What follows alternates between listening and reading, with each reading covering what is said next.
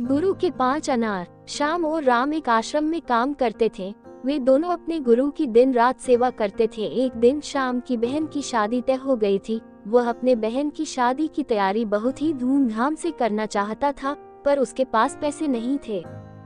उनकी स्थिति उनके गुरु बहुत अच्छे से जानते थे, पर वो भी उनकी मदद नहीं किए। सिवाय जब दोनों लड़के गांव जाने के लिए तैयार हुए तो गुरु ने श्याम को 5 अनार दिए।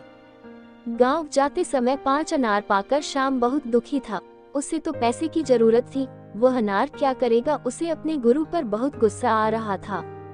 जब श्याम और राम गांव की तरफ जा रहे थे तो रास्ते में राजा के सैनिक इस बात की घोषणा कर रहे थे कि क्या किसी के पास अनार है, राजा को इसकी बहुत जरूरत है।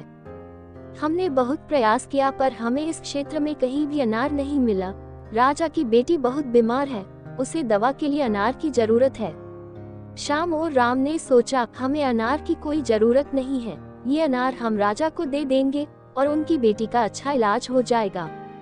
दोनों ने अनार होने की बात सैनिक को बताई। सैनिक उन दोनों को लेकर राजमहल पहुंचे और श्याम ने अनार राजा को सौंप दिया। राजा ने उन्हें इसके लिए बहुत सारा इनाम दिया, पैसा, जेवरात और भी बहुत कुछ। राम की बहन की शादी बहुत धूमधाम से हो गई। अब उस राम को इस बात पर बहुत अफसोस हो रहा था कि वह बिना सोचे समझे अपने गुरु को कोस रहा था और उन्हें भला बुरा कह रहा था। मुझे आशा है कि आपको यह कहानी अच्छे से समझ में आ गई होगी। हमें कभी चिंता नहीं करनी चाहिए, हमारी चिंता कोई और कर रहा है।